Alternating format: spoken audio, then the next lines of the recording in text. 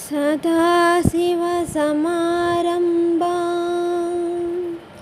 शङ्कराचार्यमध्यमाम् अस्मदाचार्यपर्यन्तां वन्दे गुरुपरम्पराम्।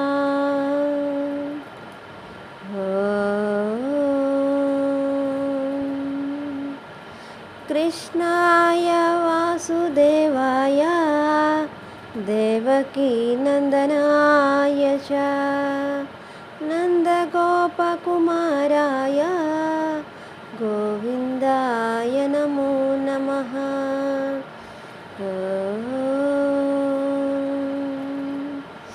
या देवी सर्वभूतेषु ज्ञानरूपेण संस्थितः नमस्तस्यै नमस्तस्यै नमस्तस्यै नमो नमः।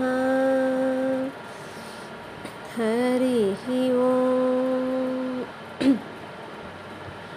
మనిషి ఎప్పుడూ కూడా తను అనుకుంటూ ఉంటాడు, నేను కర్తవ్య కర్మలు చేస్తున్నాను, ఎవరిని ఇబ్బంది పెట్టట్లేదు, ఎవరిని బాధ పెట్టట్లేదు, నా కర్తవ్యాన్ని నేను చేసుకుంటున్నాను, చాలు, ఇదే ధర్మం, ఇంతకు మించి పరమధర్మాన్ని భగవంతుడు కూడా చెప్పలేదు అని ఒక నిర్ధారణ చేసేసుకుని తనలో తానే ఆనందాన్ని వెతుక్కుంటూ ప్రపంచంలోనే ఆనందం ఉంది, ప్రపంచంలో నేనున్నాను, ఎవరూ నాకు అవసరం లేదు, ఎవరూ నాకొద్దు, నేను బతికేది కరెక్ట్ అన్న భ్రమలో ఉండిపోతున్న వాడికి భగవద్గీత జ్ఞానయోగంలో నువ్వు బతికే బతుకు ఏదైతే ఉందో, ఏదైతే నువ్వు ధర్మం అని అనుకుంటున్నావో అది ఏమీ కాదు, నీ కర్తవ్య కర్మలతో పాటు మనిషిగా పుట్టిన ప్రతి వాడు కూడా ప్రత్యేకించి తన యజ్ఞకర్మలు అంటే ప్రతివాడు యజ్ఞం చేయగలడా? ఒక బ్రాహ్మణుడు ఉన్నాడు, ఆయన మాత్రమే యజ్ఞం చేయగలరు. సామాన్యులు ఏం చేస్తారు? బ్రాహ్మణుల్ని పోషిస్తారు, అది కూడా యజ్ఞమే కదా. అంటే తనకు కొన్ని రకాలైనటువంటి అవిస్సులతో సంబంధం లేకుండా, మంత్రోచ్చారణతో సంబంధం లేకుండా మనిషిగా పుట్టినవాడు కర్తవ్య కర్మలతో పాటు తాను చేయవలసిన ఈ జ్ఞాన యజ్ఞాన్ని గురించి భగవానుడు చెప్తున్నాడనమాట. అంటే అవి చెయ్యాలి, ఇది చెయ్యాలి, అది మాత్రమే చేస్తానని చెప్పి మన యొక్క స్వకర్మలు మాత్రమే చేసుకుంటూ వీటిని విడిచిపెట్టినా, వీటిని మాత్రమే చేసుకుంటూ కర్తవ్య కర్మలను విడిచిపెట్టినా కూడదు అని భగవానుడు ఇక్కడ స్పష్టం చేస్తున్నాడు. అయితే మనం జ్ఞానయోగంలో మనం 30వ శ్లోకంలో ఉన్నాం కదా. ఇక్కడ భగవానుడు ఏమంటున్నాడంటే 12 రకాల యజ్ఞాలు చెబుతూ చివరిగా ఒక అత్యద్భుతమైన యజ్ఞాన్ని చెప్తున్నాడు. మన సమాజంలో ఇష్టమైనది తినాలి, ఇష్టం వచ్చినట్టు ఉండాలి, భగవానుడు ఇచ్చిన ఈ యొక్క ఏదైతే ఉందో జిహ్వా, దాన్ని తృప్తిపరుస్తూ ఉండాలి అనుకుంటూ ఉంటాం కదా. దానికి ఇక్కడ భగవానుడు చెప్పే సమాధానం చూడండి ఎంత అద్భుతంగా ఉంటుందో. శ్రీ భగవానువాచ అపరే నియతాహారా ప్రాణాన్ ప్రాణేషు జుహ్వతి సర్వేప్యేతే యజ్ఞవిదో యజ్ఞాక్షాపిత కల్మషాః. అపరే ముందుగా చెప్పినట్టుగానే ఇక్కడ కూడా కొంతమంది ఏం చేస్తారట? నియతాహార అంటే నియమబద్ధమైనటువంటి, అంటే ఇంకా బాగా చెప్పాలంటే క్రమశిక్షణ కలిగినటువంటి ఆహారాన్ని తీసుకోవాలి అని చెప్పి భగవానుడు చెప్తున్నాడు. అలాంటి వాళ్ళు ఏం చేస్తారట? ప్రాణాన్ ప్రాణేషు జుహ్వతి. ప్రాణాన్ అనే పదానికి మనకి తత్వవేదానంద స్వామీజీ ఒక అద్భుతమైన భావాన్ని ఇక్కడ చెప్తున్నారు. ప్రాణాన్ అనగానే ఇంకా తినాలనిపించే కోరికను అని అర్థమట. ప్రాణం నా ప్రాణం అండి అనుకుంటాం కదా, ప్రతీదీ ప్రాణమే, ప్రతీదీ కావాలనిపిస్తే అది ప్రాణమే, అంతే కదా. అయితే ఇక్కడ స్వామీజీ ఏమంటున్నారంటే ఇంకా తినాలనే కోరికను ప్రాణాన్ ప్రాణేషు అంటే జఠరాగ్ని యందు జుహ్వతి హోమం చేస్తున్నారు. అంటే ఇప్పుడు ఏదో మంచి కూర ఉందనుకోండి, ఇప్పుడు మనకు వేసవికాలం కదా, ఒక ఆవకాయ ఉందనుకోండి, చక్కగా నెయ్యి పోసుకుని తిందాం అనిపించింది అనుకోండి, ఒక్కరోజు తింటాం, 2 రోజులు తింటాం. అదే పనిగా ఎండాకాలం అంతా తిన్నాం అనుకోండి, ఏమైపోతాం? ఒక క్రమబద్ధత లేకుండా, ఒక నియమం లేకుండా ఇష్టానుసారం ఒకే ఆహారాన్ని 2 పూట్ల తిన్నామనుకో ఏమవుతుంది? అది మన ఉదర సంబంధమైన వ్యాధులు, బీపీలు, షుగర్లు ఇంకా ఏవో వచ్చేస్తూ ఉంటాయి. అప్పుడు పెద్దవాళ్ళు ఏమంటారు, ఒరే అలా తినకూడదురా బాబు, చాలా ప్రమాదం అది అని చెప్తారు కదా. అదేవిధంగా మన ఆహారాన్ని కూడా ఇష్టం వచ్చినట్లు తినడం వల్ల ఏమవుతుందంటే దానివల్ల ఇంద్రియాలు దెబ్బతింటాయి. అదే విషయాన్ని మీరు ఆశ్చర్యపోతారు. మన తెలుగులో వేమన గారు ఒక పద్యం చెప్పారు. ఏంటంటే, అది మీ మనసు నిలిపి ఆనందకేళిలో బ్రహ్మమయుడు ముక్తి బడయగోరు, జిహ్వ రుచులు చేత జీవుండు చెడునయా విశ్వదాభిరామ వినురవేమ. అచ్చమైన తెలుగు పదాలు, అచ్చమైన తెలుగు పద్యాలు. మనం ఏది చేయాలన్నా మనసుని అదుపు చేయకూడదండి. ఇష్టం వచ్చినట్టు తినాలి, ఇష్టం వచ్చినట్లు మనం ఆనందంగా ఉండాలి. ఈ జీవితం ఎన్నాళ్ళు, ఇవాళ ఉంటాము, రేపు ఉంటామో ఉండమో అని వేదాంతాలు పలికే వాళ్ళందరికీ కూడా వేమన గారు కానివ్వండి, భగవద్గీత చెప్పే మన గీతాచార్యుడు కానివ్వండి, ఒక స్పష్టతను ఇస్తున్నారు. అది మీ మనసు నిలిపి ఆనందకేళిలో. ఆనందంగా ఉండాలంటే విచ్చట్ల విడితనం వల్ల ఆనందం అనుకుంటాం. స్వేచ్ఛ, అడ్డు తెగులు లేనటువంటి స్వేచ్ఛలో మనం ఏమనుకుంటాం? ఆనందం ఉందనుకుంటాం. కానీ ఆనందం ఎక్కడుందట? మనసు అదుపు నిలిపి, అది మీ మనసు నిలిపాలట. మనసును ఎలా నిలపాలి? ఇది చెయ్యకూడదు, ఇది చెయ్యాలి అని మనసుని ధర్మబద్ధంగా మనము ట్రాక్లో పెట్టాలన్నమాట, గాడిలో పెట్టాలి. ఆ విధంగా బ్రహ్మమయుడు అనుకుంటూ ఉంటాడట. ముక్తిని కోరుకునేవాడు బ్రహ్మమయుడు ముక్తి బడయకోరు. ఎవరికి ముక్తి కావాలంటే వాళ్ళు మనసును అదుపు చేయాలి. నేను మనసును అదుపు చేయను అంటే ముక్తి రాదు. ముక్తి అంటే ఏంటి? ముక్తి అనే పదానికి మనం బాగా అర్థం కావాలంటే చిన్న ఉపమానం ఒకటి చెప్పుకుందాం. ఒక చోట పరుగు పందాలు జరుగుతున్నాయట. ఆ పరుగు పందాల్లో 3 పాల్గొన్నారు. 3 పాల్గొంటే ముగ్గురికి 1, 2, 3 పోనీ ఏబీసీ అని పేర్లు ఇచ్చారు. ఇస్తే ఏ అన్న అతను, బి అన్న అతను, సి అన్న అతను రెడీ స్టార్ట్ గో అనగానే పరిగెట్టారు. 3 పరిగెట్టారు. పరిగెడితే ఏ అన్న అంటే వీళ్ళు ముగ్గురికి కూడా 3 గీతలు గీస్తారు. పరుగు పందాల్లో మీరు ఎప్పుడన్నా చూసారో లేదో, ఆ గీతలోనే పరిగెట్టాలి. గీత దాటి పక్కన తోసేసి ఆ పక్కన గీతలోకి వెళ్ళిపోతానంటే కుదరదు కదా. అయితే సగం దూరం వెళ్ళేటప్పటికి బి అన్నవాడు ఏం చేశాడంటే, నేను పరిగెట్టలేకపోతున్నాను అని చెప్పి ఆగిపోయాడు. ఏ అన్నవాడు ఏం చేశాడంటే పరిగెడుతూనే ఉన్నాడు. తన గాడిలో, తన గీతలో పరిగెడుతూనే ఉన్నాడు. సి అన్నవాడు ఇలా ఎంతసేపు అని పరిగెడతాం, నాకు ఈ దారి రచలేదు అసలు అని చెప్పేసి దీనికి అడ్డ రూట్ ఉందని చెప్పి అడ్డంగా పారిపోతే ఇప్పుడు సి అన్నవాడు అదే కరెక్ట్ టైంకి ఏ అన్నవాడి కన్నా ముందే వచ్చేసి వాళ్ళ గమ్యాన్ని చేరుకున్నాడు. ఇప్పుడు మీరు చెప్పండి, అక్కడ జడ్జిగా ఉండేవాళ్ళు, జడ్జితనాన్ని వహించేవాళ్ళు విన్నర్గా ఎవరిని అనౌన్స్ చేస్తారు? కరెక్ట్, మీరు ఊహించింది కరెక్ట్. ఏ అన్నవాడినే విన్నర్గా వాళ్ళు అనౌన్స్ చేస్తారు. ఎందుకని అంటే సి అన్నవాడు ముందుగా వెళ్ళిపోయినప్పటికీ కూడా విలువలు, ఎథిక్స్ అంటే నామ్స్ని దాటి వెళ్ళిపోయాడు. అలా వెళ్ళిన వాడికి సమాజం గుర్తించదు.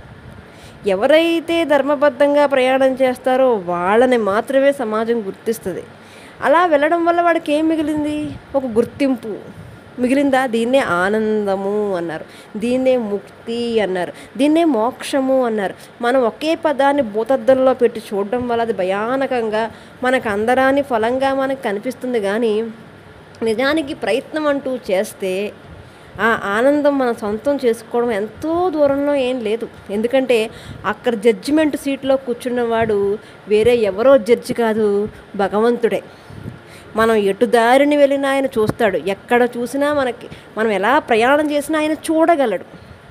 అలా చూస్తున్నప్పుడు మన ధర్మబద్ధమైన ప్రయాణాన్ని మనం చేసి ఇంద్రియాలను నిగ్రహించి అదుపు చేసి మనం ప్రయాణం చేయడం వల్ల ఆనందం మన సొంతం. విన్నర్ అంటే కేవలం పాల్గొంటే విన్నర్ ఇవ్వరు కదా. నేను పాల్గొన్నాను కదండి, నాకు ఎందుకు ఇవ్వలేదని అని చెప్పి బి అన్నవాడు గొడవ పెట్టాడు అనుకోండి, ఇప్పుడు రన్నర్కి విన్నర్కి గిఫ్ట్ ఇచ్చినట్టు ఆగిపోయిన వాడికి ఇస్తారా? ఇవ్వరు కదా. నేను పాల్గొన్నాను కదా అంటే అలా కుదరదు. ఎందుకంటే నువ్వు కర్తవ్యాన్ని నిర్వహించడమే పాల్గొనడం. కర్తవ్య కర్మ నిర్వహించడమే గొప్పగా మనం ఎప్పుడూ కూడా భావించకూడదు. కర్తవ్య కర్మతో పాటు భగవంతుడు చెప్పినటువంటి ఈ జ్ఞానయజ్ఞము అంటే ఇంద్రియాలను నిగ్రహించుట, తపస్సు, స్వాధ్యాయము, ఇవన్నీ కూడా మనం పాటిస్తూ ఉండాలి. 12 యజ్ఞాలు భగవంతుడు చెప్పాడు కదా. ఈ 12 యజ్ఞాల్లో ఏదో ఒకటి పట్టుకున్నా సరే మనం ఆనందాన్ని పొందుతాం. అందుకనే ఇక్కడ వేమన గారు కూడా ఎలా ఆనందాన్ని పొందుతాడట? బ్రహ్మం ముక్తిని కావాలి కోరుకునేవాడు మనసును అదిపి పట్టుకోవాలి.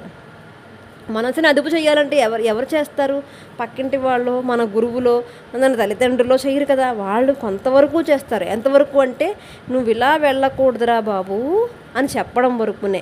కానీ వెళ్ళకుండా నిగ్రహించే శక్తి వాళ్ళకు ఉండదు, కేవలం నీకు మాత్రమే ఉంటుంది.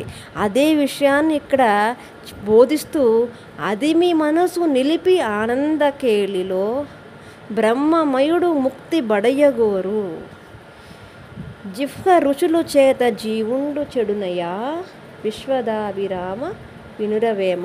జిహ్వ రుచులు అంటే కేవలము తినాలనుకునే ఆహారం ఒక్కటే కాదు. ఇంద్రియాలతో భుజించే ప్రతీదీ కూడా అన్నమే. ఇంద్రియాలు అనుభవించే ప్రతీదీ కూడా రుచే. ఆ రుచిని మనం నిగ్రహము అనే ద్వారా మనం నిగ్రహించుకుని ఆనందాన్ని పొందాలి అని చెప్పడమే ఈ యొక్క శ్లోకం 30వ శ్లోకం అంతరార్థం అన్నమాట. అందుకనే ఇక్కడ భగవానుడు ఏమంటున్నారంటే ఇంద్రియాలని ఎలా నిగ్రహించాలి?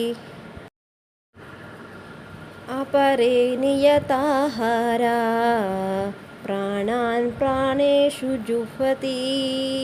తినాలన్న కోరికను జఠరాగ్ని అనే అగ్ని యందు హోమం చెయ్యాలట. ఎంత బాగా చెప్పాడో చూడండి భగవానుడు. మనం ఆహార నియమం అనేది చాలా అవసరం. ప్రాణాయామము, ఆహార నియమాన్ని ప్రతి ఒక్కరూ పాటించాలి. దీన్నే ఈ ఆహార నియమాన్ని పాటించడం కోసమే మీకు తెలుసునో లేదో ఏకభుక్తము, ఉపవాసము, చివరిగా మిగిలింది నక్తం, ఇలా ఉపవాసాలు చేస్తూ ఉంటారు. ఉపవాసయతి ఇది ఉపవాసః అన్నారు. భగవంతుణ్ణి దగ్గర చేర్చేది ఉపవాసం. ఉపవాసం అనే పేరు పెట్టి ఆ రోజు చూడండి, ఉపవాసం ఉన్నాం అనుకోండి, మనకు చాలా పనులు తగ్గిపోతాయి. ఇంద్రియాలతో చేసే పనులు అంటే వంట చేయడం కానివ్వండి, మార్కెట్కి వెళ్ళి కూరగాయలు తెచ్చుకోవడం కానివ్వండి, సమయం వృధా అవదు. సమయం అంతా కూడా మిగులుతుంది, చాలా సమయం మిగులుతుంది. సామాన్లు తోముకునే పని ఉండదు, ఏది ఉండదు. అయితే ఉపవాసం ఉంటే ఖాళీ అయిపోతాం. ఖాళీ అయిపోయిన సమయాన్ని మనం ఎలా సద్వినియోగం చేసుకుంటామంటే వీడియో ప్లేయింగ్ ఆడుకోవడము, సెల్ ఫోన్ చూసుకోవడం వల్ల మనం సద్వినియోగం చేసుకుంటాం. కానీ మనం ఏమి చెయ్యాలంటే ఉపవాసానికి ప్రధానమైనటువంటి అర్థం, ఇలా ఉపవసించినప్పుడు చాలా సమయం మిగిలి ఉంటుంది కాబట్టి ఆ సమయాన్ని భగవంతుడికి వెచ్చించడమే ఉపవాసం యొక్క ప్రధాన అర్థం అన్నమాట. అందుకనే ఉపవాసాన్ని పెట్టారు. అది ప్రధాన కారణం అయితే రెండవ కారణం ఆరోగ్యం. అందుకనే ఏకభుక్తం సదారోగ్యం, ద్విభుక్తం బలవర్తకం, త్రిభుక్తం వ్యాధిపీడ స్యాత్, చతుర్భుక్తం మరణం ధ్రువం అంటుంది వేదం. ఎందుకంటే రోజుకు ఒక్కసారి భోజనం చేసేవాడు సదా ఆరోగ్యంగా ఉంటాడట.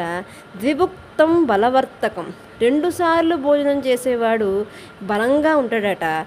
త్రిభుక్తం వ్యాధిపీడ స్యాత్, 3 సార్లు భోజనం చేసేవాడు వ్యాధి చేత పీడింపబడుతూ ఉంటాడట. ఇంకా 4వసారి భోజనం చేసే వాళ్ళ గురించి చెప్పుకోకర్లేదు. ఎందుకంటే చతుర్భుక్తం మరణం ధ్రువం అన్నారు. 4 సార్లు భోజనం చేస్తే ఆయుష్ క్షీణించిపోతుందంట. ఎందుకు అంటే దీనికి సైంటిఫిక్ కారణం కూడా ఉంది. అసలు గాలి ఆడకుండా భోజనం చేసేస్తే పొట్ట నిండుగా ఉంటే వాడికి రక్త ప్రసరణ సరిగ్గా జరగదు. రక్త ప్రసరణ సరిగ్గా జరగకపోతే ఈ హార్ట్ అటాకులు అవి ఎందుకు వస్తాయి? దానివల్లే. దీన్ని ఊబకాయం అంటారు. ఇది మరణానికి దారితీస్తుందన్నమాట. అందుకనే మన శాస్త్రాలన్నీ కూడా భోజనానికి పెద్దపీట వేశాయి. భోజనం శుచిగా ఉండాలి, మితంగా ఉండాలి, ధర్మబద్ధమైనదై ఉండాలి, సాత్వికంగా ఉండాలి. ఈ ఈ విధంగా జాగ్రత్తలు తీసుకుని ఆహారం తీసుకోవాలనేవారు. ఇంకో రహస్యం చెప్పనా? భోజనం వేరే బయట వాళ్ళ ముందు కూడా భోజనం చేసేవారు కాదు. నిలబడి తినడం కూడా మహా పాపంగా జరిగేది అప్పటి రోజుల్లో. కానీ ఈరోజు భోజనం చేసే విధానం జంతువులతో పాటు సమానంగా ఉంటుంది. మీరెవ్వరూ ఏమనుకోకండి, జరిగేది ఇలాగే ఉంది. కానీ ఆహారం పరబ్రహ్మం. అటువంటి ఆహారాన్ని మనం ఎంత జాగ్రత్తగా తింటే అంత శుద్ధమవుతాం మనం. అందుకనే నియతాహారాహ అంటే పరిమితమైనటువంటి ఆహారాన్ని పరిమితమైనటువంటి ఆహారం కాదు, పరిమితంగా తీసుకోవాలి. ఏది తీసుకున్నా సరే లిమిట్, బీయింగ్ యువర్ లిమిట్స్ అంటారు కదా. అంటే ఇక్కడ అర్థం వాళ్ళు పద్ధతిని మార్చుకోమని కాదు, అన్ని రకాలుగా కూడా ఆహారంలో కూడా మనం లిమిట్స్ దాటకూడదు. అలా చేయడం వల్ల ఏమవుతుందంటే మనం ఎప్పుడు కూడా ఆరోగ్యవంతులంగా ఉంటాం. అదే ఇక్కడ ప్రధాన ఉద్దేశం. నియతాహారాహ ప్రాణాన్ ప్రాణేషు జుహ్వతి. ఇంకా తినాలన్న కోరిక అనే యజ్ఞంలో వీళ్ళు జఠరాగ్ని అందు ఆహుతి చేస్తారట. 12 యజ్ఞాలు భగవంతుడు ముందు ఇంద్రియ నిగ్రహం, మనోనిగ్రహం, ప్రాణాయామము, ద్రవ్యయజ్ఞము, తపోయజ్ఞము, స్వాధ్యాయ యజ్ఞము, జ్ఞానయజ్ఞము, ఇప్పుడు ఉపవాసం, ఇలా ఎన్నో రకాల యజ్ఞాలను భగవంతుడు మనకి ఇచ్చాడు. ఏది అనుసరించినా సరే మనము ఆనందానుభూతిని పొందుతామనడంలో ఏ మాత్రము అతిశయోక్తి లేదు. ఇవన్నీ కూడా ఎందరో మహాత్ములు పాటించి మనకిచ్చినవన్నమాట. అయితే ఇవన్నీ చేయడం వల్ల ఏమొస్తుందండి? ఎందుకండి హాయిగా బతక్క అనిపిస్తుందా? ఇలాంటివన్నీ పాటించడం వల్ల ఏమొస్తుందంటే ఏతేహే ఈ సర్వే అపి అందరూ కూడా యజ్ఞ విధ, ఈ యజ్ఞములను అనుసరించిన వారై అంటే పాటించిన వారై ఉంటే, తెలుసుకుని పాటించిన వారై ఉంటే యజ్ఞక్షపిత కల్మషాహ అని చెప్పేసి భగవానుడు అంటున్నాడు అనమాట. యజ్ఞక్షపిత కల్మషాహ అంటే ఈ యజ్ఞములను తెలుసుకుని ఎవరు యజ్ఞంగా భావించి యజ్ఞభావంతో చేస్తారో వాళ్ళందరి యొక్క కల్మషాలన్నీ కూడా పోయి పవిత్రులై ఉంటారు, పవిత్ర మనసులు కలిగిన వారై ఉంటారని చెప్పి భగవానుడు ఇక్కడ మనందరికీ కూడా దిశానిర్దేశాన్ని చేస్తున్నాడు. 25వ శ్లోకం నుంచి 35 వరకు ఉన్న శ్లోకాలను ముందు కంఠస్థ పట్టేయాలి. కంఠస్థ పట్టేసి నిరంతరం మనం మననం చేసుకుంటూ ఉంటే, అధ్యయనం చేస్తూ ఉంటే ఏదో ఒక రోజు ఇది చేస్తే మనం బాగుపడతాం కదా అన్న భావన తప్పకుండా కలుగుతుంది. కాబట్టి మనం ఈ రోజు నుంచే భగవానుడు చెప్పిన యజ్ఞాలను ప్రయత్నపూర్వకంగా చేసి మనిషి యొక్క మనసుని కడిగే ప్రయత్నాన్ని చేద్దాం. హరి ఓం. సర్వం శ్రీకృష్ణ పరమాత్మ పాదారవిందార్పణమస్తు.